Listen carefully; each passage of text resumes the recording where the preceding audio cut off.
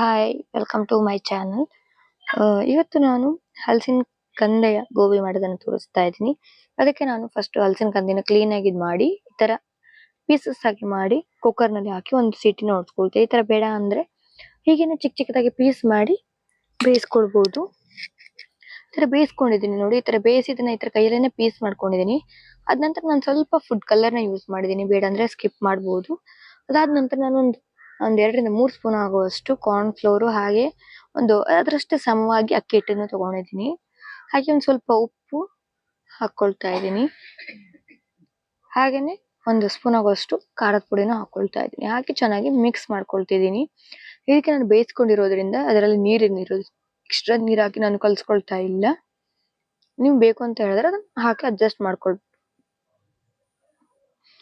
ಈ ತರ ನಾನು ಕಲ್ಸ್ಕೊಳ್ತಾ ಇದ್ದೀನಿ ಕೈಯಲ್ಲೇನೆ.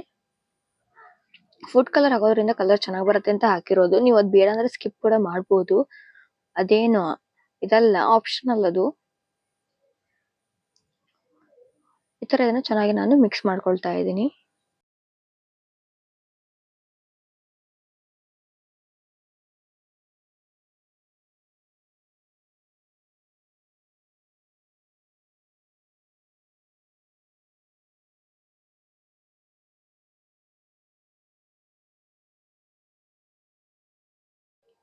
ಇದನ್ನ ಈ ತರ ಈಗ ಕಲ್ಸ್ಕೊಂಡಾಗಿದೆ. ಎಣ್ಣೆನ ನಾನು ಕಾಯೋದಕ್ಕೆ ಇಟ್ಕೊಳ್ತಾ ಇದ್ದೀನಿ. ನೋಡಿ ಎಣ್ಣೆ ಕಾದಿದೆ ಕೂಡ. ಇದಕ್ಕೆ ನಾನು ಈ ತರ ಒಂದೊಂದೇ ಪೀಸಸ್ ಆಗಿ ಹಾಕೊಳ್ತಾ ಇದ್ದೀನಿ.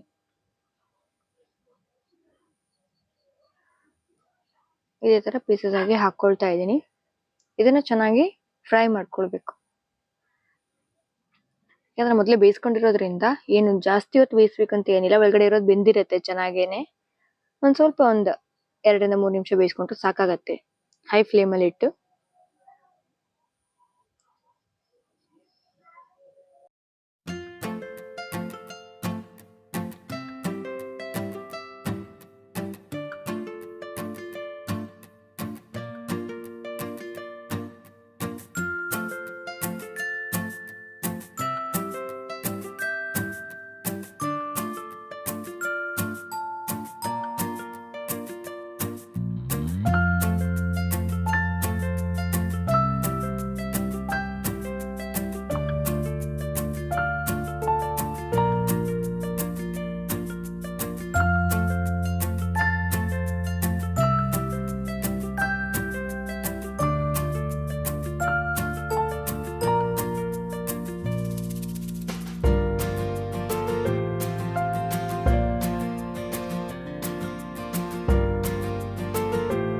ನೋಡಿ ಇದಕ್ಕೆ ಚೆನ್ನಾಗಿ ಬೆಂದಿದೆ ಕೂಡ.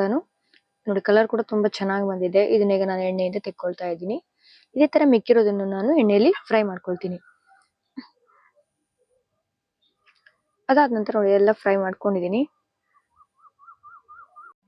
ಇದಕ್ಕೆ ನಾನು ಫಸ್ಟ್ ಎಣ್ಣೆನೆ ಒಂದು ಈರುಳ್ಳಿ ಹಾಗೇನೆ ಶುಂಠಿ ಬೆಳ್ಳುಳ್ಳಿ ಪೇಸ್ಟ್ ನ ಹಾಕೊಂಡಿದ್ದೀನಿ. ಹಾಗೆ ಒಂದು ಕ್ಯಾಪ್ಸಿಕಮ್ ಅನ್ನು ಕೂಡ ಚಿಕ್ಕದಾಗಿ ಹೆಚ್ಚಿ ಹಾಕೊಂಡಿದ್ದೀನಿ. ಅದು ಹಾಕ್ಬೇಕಾದ್ರೆ ವಿಡಿಯೋ ಸ್ಕಿಪ್ ಆಗ್ಬಿಟ್ಟಿದೆ, ಹಾಗಾಗಿ ಇದನ್ನ ಹಾಕೊಳ್ತಾ ಇದ್ದೀನಿ. ಹಾಗೇನೆ 1 ಸ್ಪೂನ್ ಆಗುವಷ್ಟು ಸೋಯಾ ಸಾಸ್ ಅನ್ನು ಹಾಕೊಳ್ತಾ ಇದ್ದೀನಿ.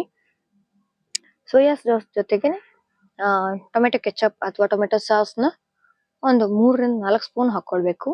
ಹಾಕಿ ಚೆನ್ನಾಗಿ ಮಿಕ್ಸ್ ಮಾಡ್ಕೊಳ್ತಾ ಇದ್ದೀನಿ. ಟೊಮೆಟೊ ಸಾಸ್ ಚೆನ್ನಾಗಿ ಹಾಕಿದಾಗ ಚೆನ್ನಾಗಾಗತ್ತೆ ಅದು. ಹಾಗೆ ಒಂದು ಸ್ವಲ್ಪ ಉಪ್ಪು ಹಾಕೊಳ್ತಾ ಇದ್ದೀನಿ. ಅದು ಸ್ವಲ್ಪ ಬ್ಯಾಲೆನ್ಸ್ ಮಾಡ್ಲಿ ಅಂತ ಹೇಳಿ ಸ್ವಲ್ಪ ಉಪ್ಪು ಹಾಕೊಳ್ತಾ ಇದ್ದೀನಿ, ಜಾಸ್ತಿ ಬೇಡ. ಒಂದು ಸ್ವಲ್ಪ ಹಾಕೊಂಡು ಚೆನ್ನಾಗಿ ಮಿಕ್ಸ್ ಮಾಡ್ಕೊಳ್ತೀನಿ. ಹಾಗೇನೆ ಅದಕ್ಕೆ ಒಂದು ಸ್ವಲ್ಪ ಕೊತ್ತಂಬರಿ ಸೊಪ್ಪನ್ನು ಕೂಡ ಹಾಕಿ ಹೀಗೇನೆ ಹೈ ಫ್ಲೇಮ್ ಅಲ್ಲಿ ಇಟ್ಟು ಇದನ್ನ ಫ್ರೈ ಮಾಡ್ಕೊಳ್ಬೇಕು. ಅದಾದ ನಂತರ ಈಗ ಗೋಬಿ ಕರ್ದಿಟ್ಕೊಂಡಿದ್ವಲ್ಲ ಅದನ್ನ ಹಾಕಿ ಮಿಕ್ಸ್ ಮಾಡ್ಕೊಳ್ಬೇಕು.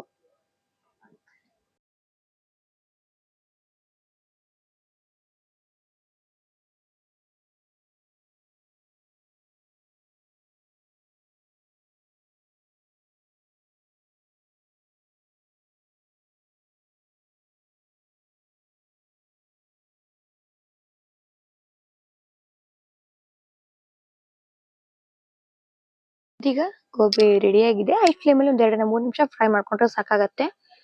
ಇದೀಗ ಬಿಸಿ ಬಿಸಿನೇ ಸರ್ವ್ ಮಾಡಿದ್ರೆ ತುಂಬಾ ಚೆನ್ನಾಗಿ ಬರುತ್ತೆ.